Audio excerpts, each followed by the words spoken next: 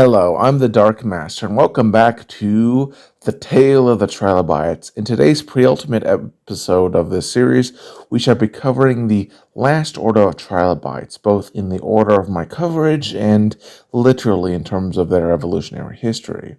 But there's actually a lot more to them than just that fun fact, and I hope to discuss their history of study, the diversity to be found within the group, their relationships to other trilobites, their diagnostic traits, their ecology, and in the end, what may have happened to them, and show that they are more than just simply the last of the trilobites.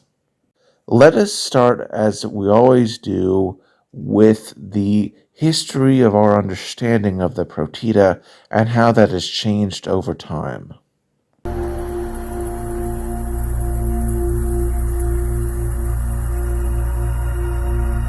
Alright, so the history of this group dates all the way back to 1827, when the genus Protis was described by the noted Swedish physician and naturalist Johann Wilhelm Dahlmann, whose name might be familiar as the Phacopic trilobite Dahlmannites was named after him. If you'd like to learn more about Phacopic, check out the last episode of this series where I discussed it. At the time, Protis was considered part of the genus Calimene, but then in 1830 it was split off into its own genus by the otherwise obscure paleontologist Ernst Steininger. Heck, even going to the OG source, I couldn't really find his first name or a picture of the man, so yeah. The name Protus itself comes from Protus, a mythological king of Argos and Tinis in Greek myth. From there, sadly, the Proetida would unfortunately be thrown into the taxonomic wastebasket that was the Pedicoparida, which are a group I covered back in episode 4 of this series, which you can check out if you're curious. Indeed, even the genus Protis itself became a wastebasket taxon and included many members from beyond the Silurian. Luckily, thanks to the work of Richard Allen Forte, a noted British paleontologist I mentioned multiple times, and Robert Morins in 1975, they separated Proetida as its own order. Of course, this wasn't the end. Shortly afterwards, in 1977, John Bergström questioned the validity of the group due to it relying on a large number of plesiomorphic character traits. Luckily, in 1990, Richard Forte returned and further refined the order. Some further criticisms happened in the early 2000s, being raised by Jonathan Adrian and Peter Tell, who argued that some of the families to be split off into their own order, Alacoplurida, and lumping the family Philipsidae into the family Proetidae. However, further phylogenetic research in 2015 by trilobite paleontologist James C. Lambsdale and Paul A. Selden found that Alacoplurida were nested within the order Proetida and firmly established that the family Philipsidae is separate from the family Proetidae and is the taxonomy most in the field of view the group as being, and has been mostly stable since, and is what I have decided to use for this video. Now let us discuss this group's diagnostic traits so that you can potentially identify them in the field should you happen to find one.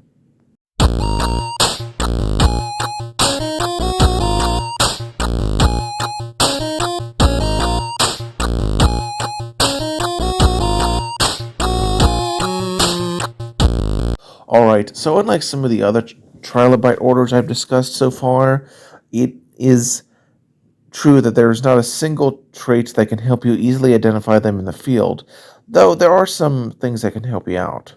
If you find a trilobite in a deposit that is younger than the Devonian, you know for certainty that it is a Proetid, due to them being the only order left after the extinction event that ended the Devonian, though they also existed prior to that, and so can still be confused for other animals.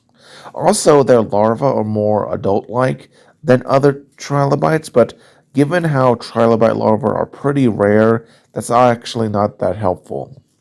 Going on to their morphology, they're usually rather small, with a thorax that has from 7 to 22 body segments, whose ends can be blunt or spined.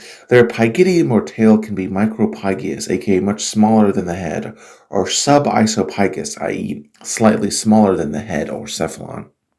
Speaking of the cephalon or head, it usually possesses a large vaulted glabella that is usually narrowing in the front, four pairs of glabellar fluoros.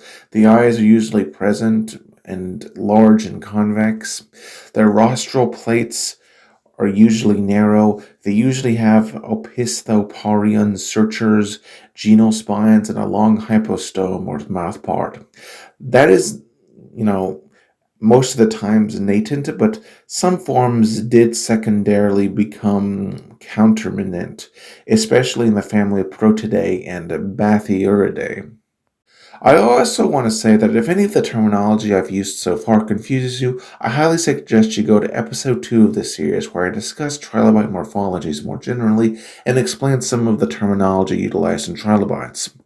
And as always, if you find a trilobite, please contact your local museum, as they can help you a lot more in identifying local trilobites than I possibly can. And this was more of a general guide for you. Now that we've covered their diagnostic traits, let us take a dive into the diversity to be found in this last order of trilobites.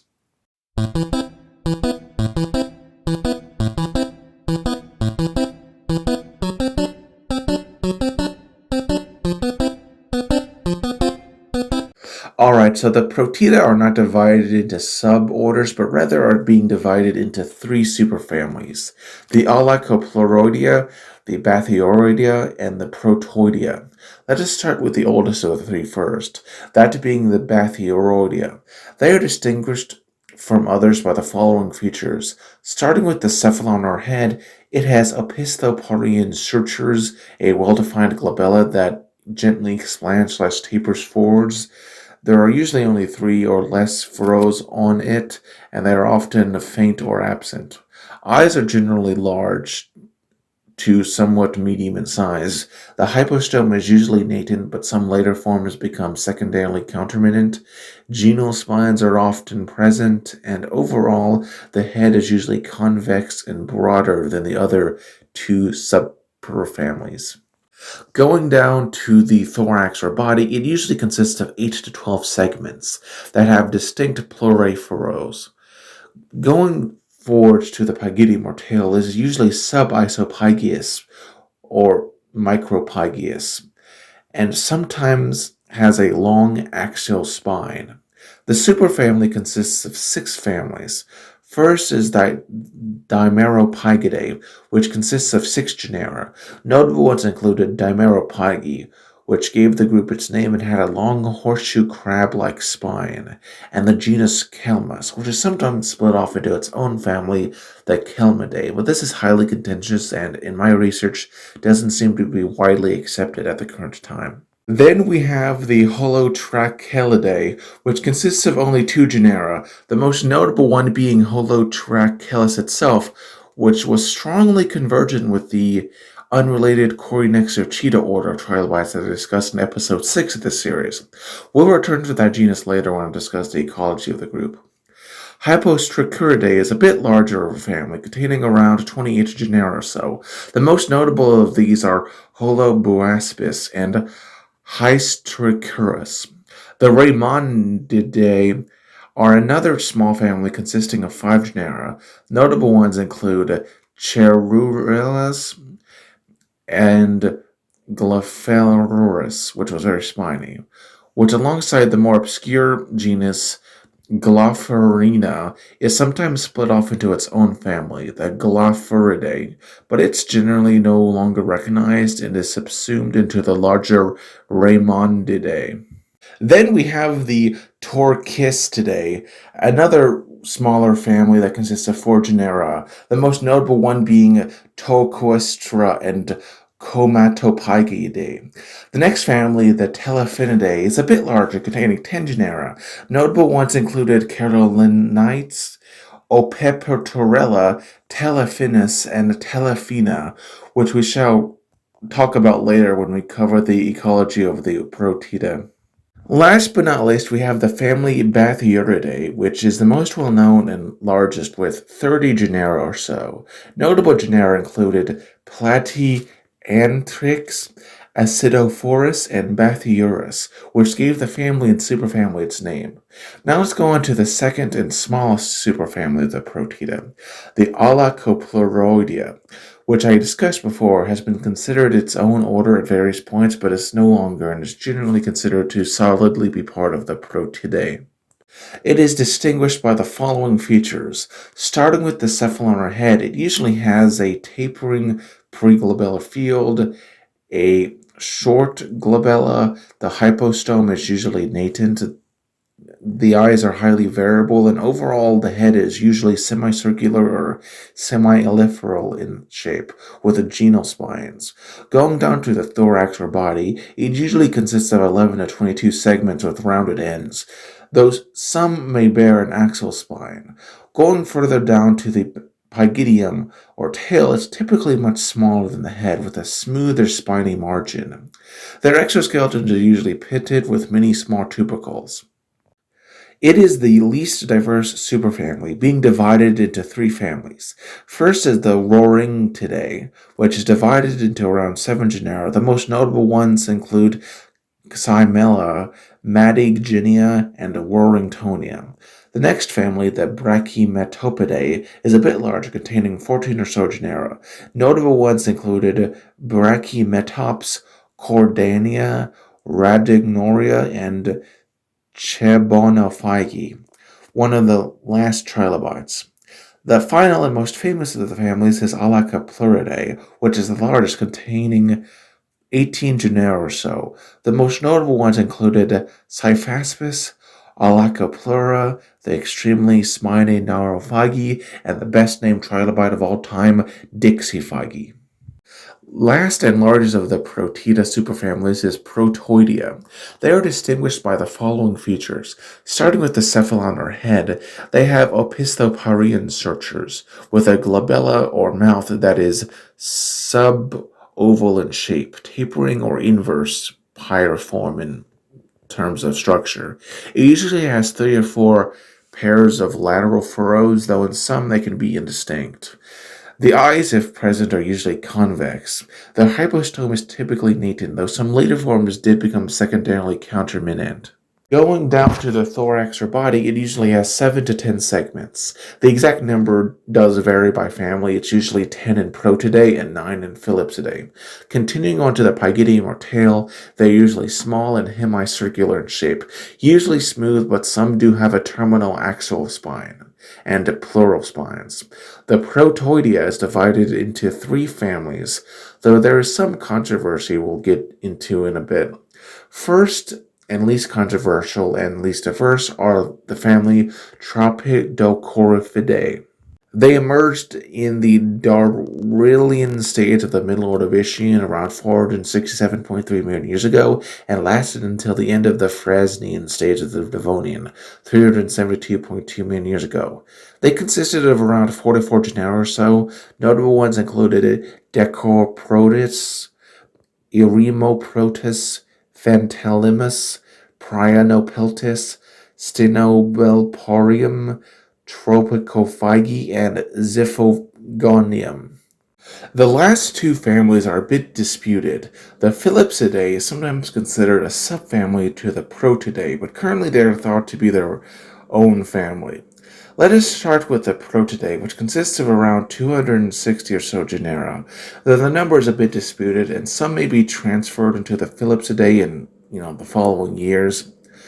Notable ones included Aemyrticium, Paladin, Petronella, Eosiphynium, and the most famous genus of the order, Protus, that lived in the saloon of what is now Sweden, Great Britain, Germany, and Estonia.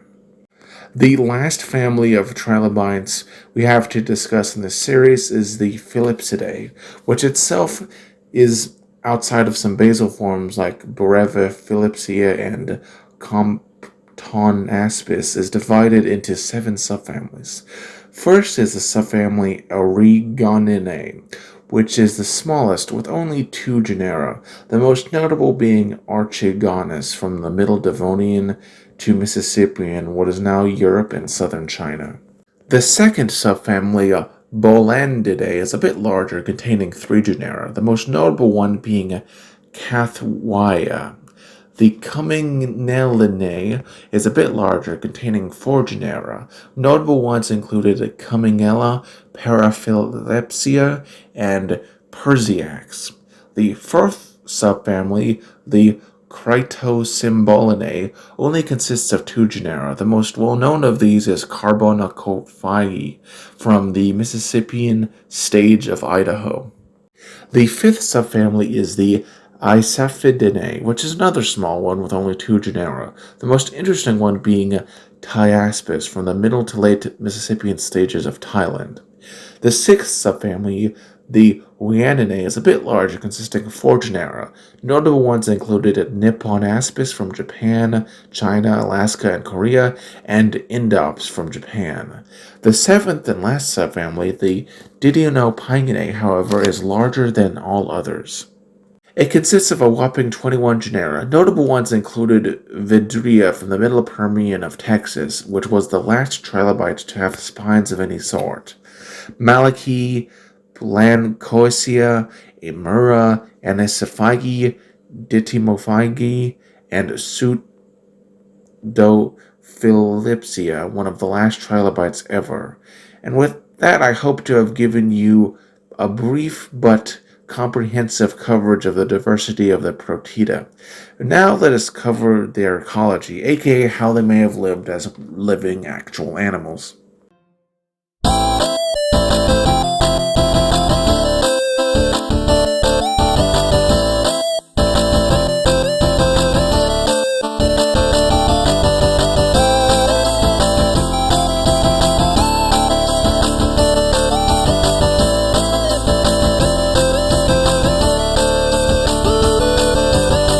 Alright, so most protids would have lived as your sort of average trilobite, being generalistic, bottom-feeding, bottom-dwelling, omnivorous animals.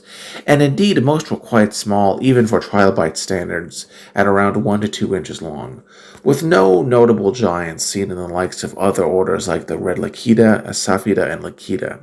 Despite this, there were some exceptions which diverged from the mold. First was Trochilus, which I mentioned before. This genus appears to have lived a fossorial lifestyle. This can be inferred by the highly effaced or smoothed body that would have allowed it to easily burrow in mud, plus it had slightly reduced eyes. In addition, members of the family Bathyuridae and Brachymetopidae, like Cryptolithus and Uromastumnon, evolved large heads in convergence with the Harpetida and lived like them, filtering food from the substrate. But perhaps far more striking in terms of departure would be the members of the family Talaphinidae.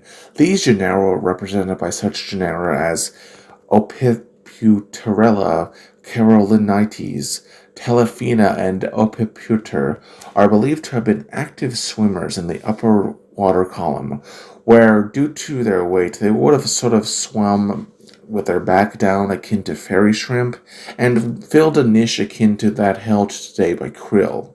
They were not alone, and would have commingled with the esophage trilobite family Cyclopygidae. It is believed, however, that the two groups coexisted by inhabiting different depths. The Talaphinidae seem to have preferred shallower waters in the higher parts of the ocean, while the Cyclopygidae preferred the depths of the abyss and had adaptations for such an area. The Proetida were capable of spheroidal enrollment, which would have been done to prevent predation, and many complemented this defense with spines, bumps, and nodes, such as the extravagant Naurophagi and Dixiphaги. Unlike other trilobites, however, their larvae were far more adult-like, and would likely not have had a long time floating platonically, unlike those of other trilobite groups, and would have settled very quickly. On one hand, this would have prevented them from spreading as easily, but it also meant that they matured quicker, and they had a better head start. Now that we've discussed the ecology of the Proetida to extent, let us end this video with a discussion on their evolutionary history and in the end, what may have happened to them.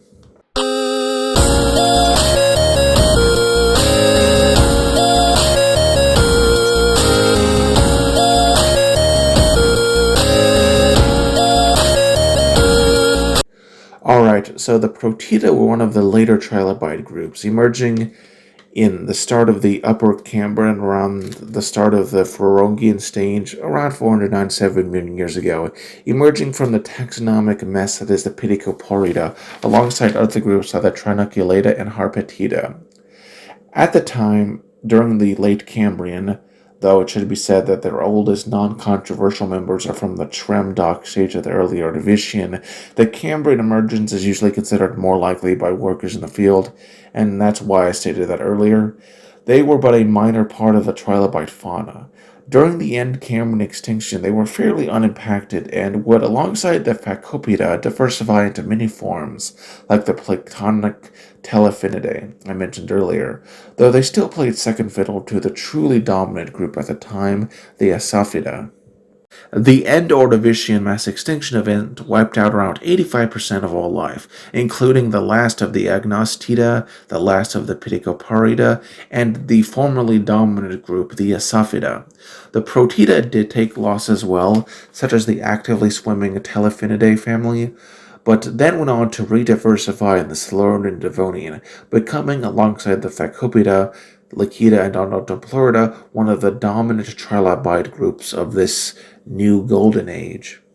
The second golden age of trilobites, however, was sadly doomed, as during the end of Devonian, there were two events, the Hagenberg event and the Kelwasser event, that wiped out 70% of all life, including all of the placoderms, all of the armored jawless fish, most of the sea scorpions, as well as acanthodians, and most relevant to this video, 5 of the 6 orders of trilobites around at that time, including the Phacopida, the Harpetida, the Lethaia, the Odontoplurida, and the Corynexochida.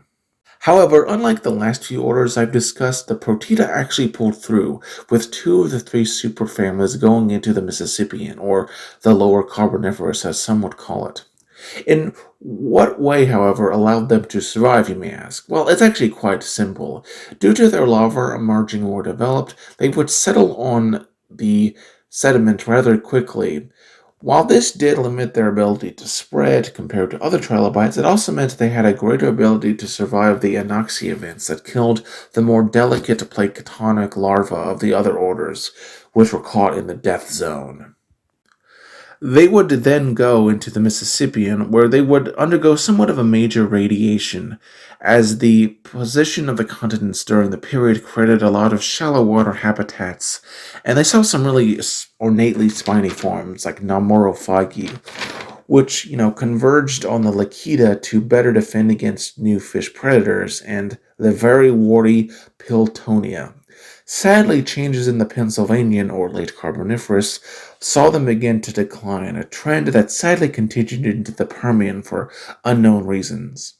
Now, normally I would go into the extinction of the order, but because the Proetida were the last order of trilobites, their final extinction plays into the reasons trilobites as a whole went extinct, and that will be the subject of the final episode in this video series, so sorry to blue ball you guys, but regardless, what can we learn from the Proetida? Well, we learn that it's not the biggest, fastest, strongest, the most keen of senses, the most intelligent, or even the most diverse that succeed, but to those that set up their children for success and protect them. May we all apply that to our lives in order to be better parents and better people. I'm the Dark Master, and if you like this video, like it, but if you love it, consider subscribing and sharing it around. Next time, in the final video of The Tale of the Trilobites, we shall be discussing the extinction and legacy of the Trilobites. Take care and have a wonderful day. Sorry, man, for feeling the way I do.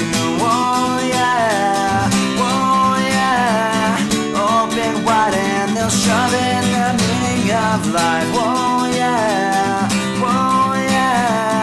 not for me, I'll do it. Lethaia.